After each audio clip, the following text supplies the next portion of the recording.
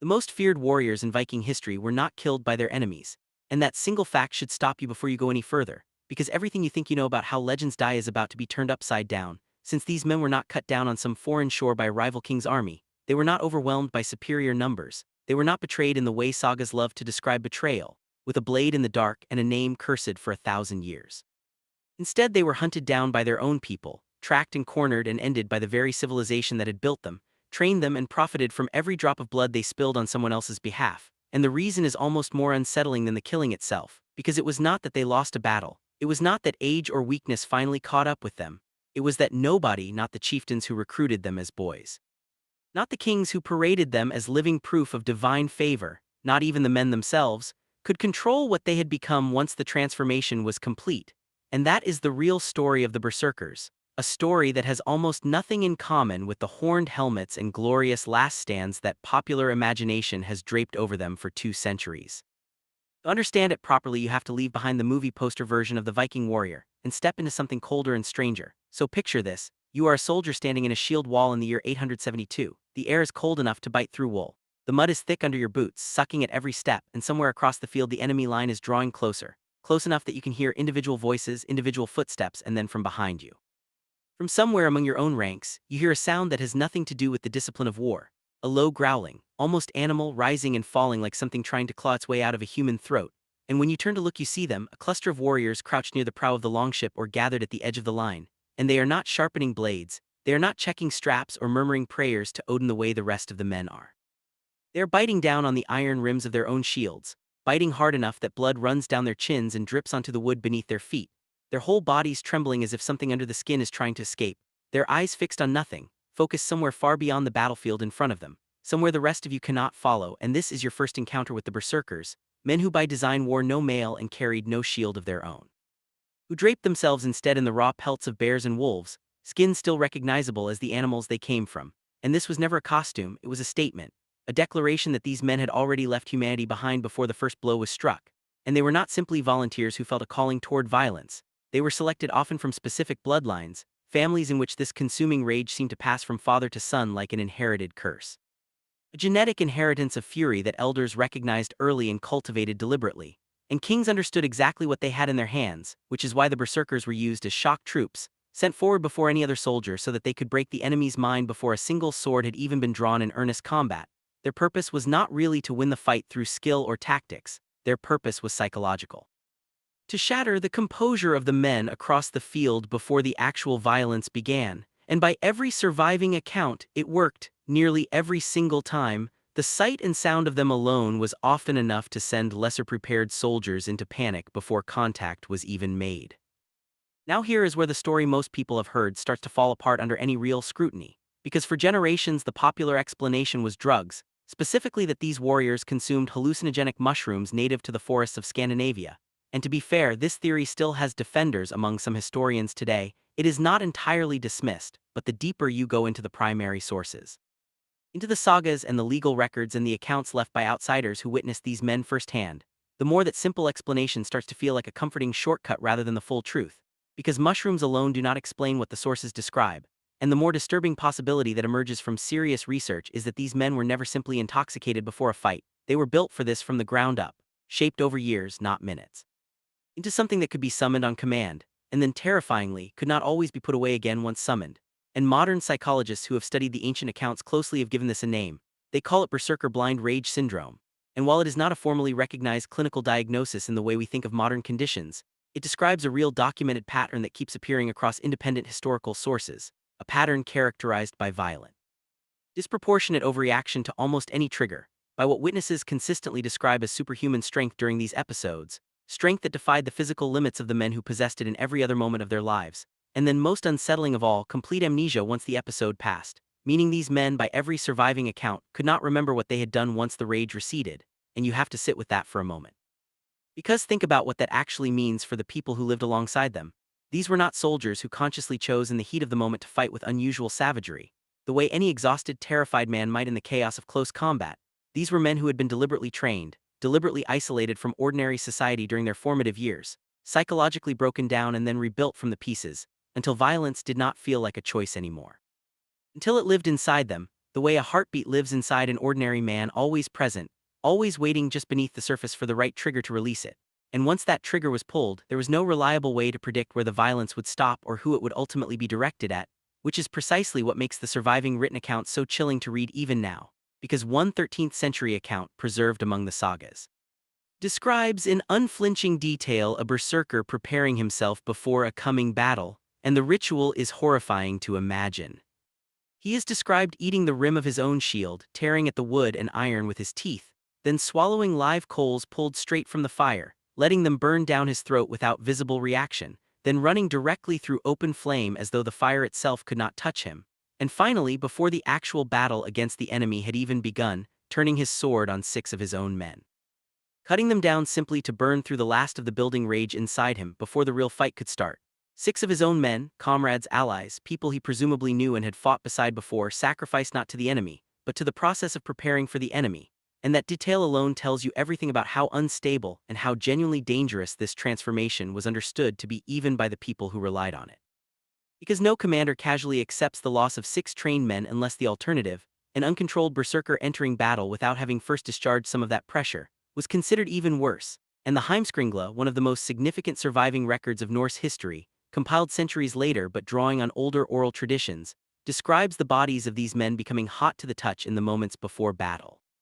An almost feverish heat rising through their skin as the rage built, and witnesses across multiple independent accounts insisted that in this state the berserkers could not feel pain in any ordinary sense, that arrows which would have dropped any other man seemed not to register at all, that sword blows that should have ended a fight on the spot barely seemed to slow them down, and the only force that reliably stopped a berserker mid-rampage according to these accounts was not injury and was not the enemy's skill. It was simple physical exhaustion, the body eventually running out of whatever reserve of energy the rage had been drawing on, and when that exhaustion finally arrived, these same men who moments before had seemed nearly unstoppable would collapse entirely, described in the old accounts as being left as weak as infants, hollowed out, empty, as though whatever force had briefly possessed them had simply departed and left nothing behind but an exhausted human body curled in the mud. And it is this part of the story, the part that almost never makes it into modern retellings, that reveals just how differently the people of that era understood these men compared to how we romanticize them today. Because here's what popular history conveniently leaves out. In the year 1015, Norway made it illegal to be a berserker. And notice the precision of that wording, because it was not simply illegal to act like one, to commit violence in that state, it was illegal to be one, to hold that identity at all. And Iceland followed not long after with similar prohibitions written into its own legal codes. And in these ancient legal texts, berserkers were not listed alongside honored warriors or celebrated champions. They were listed in the same category as murderers and thieves, men whose very existence within a community was now treated as an ongoing threat to be legislated against rather than a martial tradition to be preserved. And once that legal shift took hold, these men were declared outlaws in the fullest and most literal sense of that word, stripped of legal protection, hunted down, and in many documented cases executed not by some invading army from across the sea, but by their own countrymen, by the same society that only a generation earlier had celebrated them as its most valuable weapon. And think about the scale of that reversal. The same kings who had used these men to help conquer and control territory across half of Europe eventually looked at what they had created and concluded that the weapon itself had become too dangerous to keep in circulation, because the fundamental problem with the berserkers was never their effectiveness in battle. Their effectiveness was never in question. The problem was everything that happened between battles, in the ordinary stretches of daily life where these men still had to eat, sleep. It exists among neighbors and family and children, and in those in-between periods they were, by consistent historical account, uncontrollable, unpredictable, and often violent toward anyone unfortunate enough to be standing near them when something set them off. And so kings who had once proudly kept a personal guard of a dozen berserkers around them, as a symbol of strength and protection, eventually began doing something that reveals just how badly this arrangement had curdled. They began posting ordinary guards outside their own bedroom doors, not to protect against outside assassins, but as protection from the very men who were supposed to be their most loyal protectors, because the uncomfortable truth about any weapon you cannot switch off is that sooner or later, given enough time and enough unpredictable triggers, it stops discriminating between friend and enemy and starts turning on everything within reach, including the hand that once wielded it. And this is precisely why, by the 12th century, the berserkers had essentially vanished from the historical record entirely. And the crucial detail here is how they vanished, because it was not through defeat on some battlefield against a rival power. It was not a dramatic last stand against overwhelming odds the way later legend would prefer to imagine it. It was through deliberate outlawing, through quiet, systematic erasure carried out by the very world that had built them in the first place. Generation by generation, family by family, until the bloodlines that had once been cultivated for their capacity for rage were instead allowed to fade, discouraged, and eventually forgotten. and that is the story that most popular retellings simply refuse to tell, because it is a far less flattering story than the one usually offered. It is not a tale about glorious warriors in horned helmets meeting a heroic death in battle, an image that incidentally is itself a much later fabrication. Since actual Vikings never wore horned helmets into combat at all, that detail comes almost entirely from 19th century opera and theatrical costuming rather than any genuine archaeological or historical evidence. And the real story of the Berserkers is something far darker and far more human in its cruelty. It is the story of children in many documented cases, taken from their families at a young age specifically because they came from bloodlines already associated with this inherited rage, raised in isolation away from the normal social bonds that might have tempered or humanized them, deliberately shaped through ritual, through diet, through psychological conditioning, and quite possibly through substances as well, though likely not as the sole explanation modern popular culture has settled on, into something that had been carefully engineered to stop being entirely human in the moments when their society needed them most, used again and again as living weapons on battlefields across the Viking world, valued precisely for their capacity to terrify and to kill without hesitation or memory, and then once peacetime made their volatility more liability than asset, once the wars that had justified their existence began to wind down or shift in nature, discarded, criminalized, and in many cases actively hunted by the same communities that had once celebrated their arrival on any battlefield. And if you sit with that history for even a moment, it becomes very hard to see the Berserkers as simple legendary heroes in the way they are so often marketed today, across films and video games and endless social media clips that borrow their name and their bare pelts and their reputation for savagery without ever engaging with the actual human cost embedded in that history. Because the real Berserkers were not larger-than-life figures who chose greatness and violence in equal measure, and were rewarded for it with eternal glory. They were, by the honest reading of the surviving evidence, victims of a system that identified something dangerous within certain families, cultivated that danger deliberately for its own military benefit, extracted every possible use from it while it remained useful,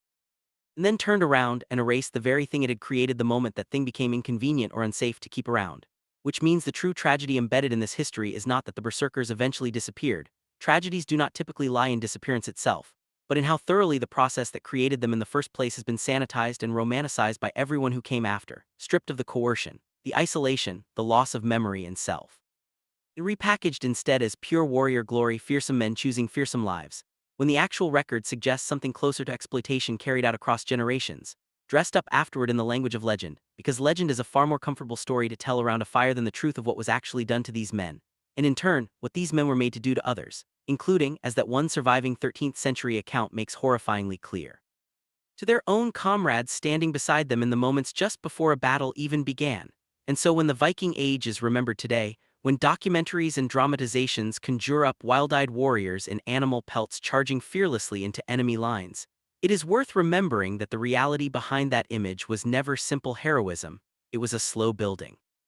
multi-generational project of turning selected human beings into something that could be unleashed on command, and could not always be recalled once the fighting stopped. A weapon whose designers eventually feared it more than they feared any enemy it had ever been used against. And that fear, quiet, official, written into law rather than shouted from any battlefield, is the real reason the Berserkers disappeared from history, not glorious death in combat, not fading into myth through natural attrition,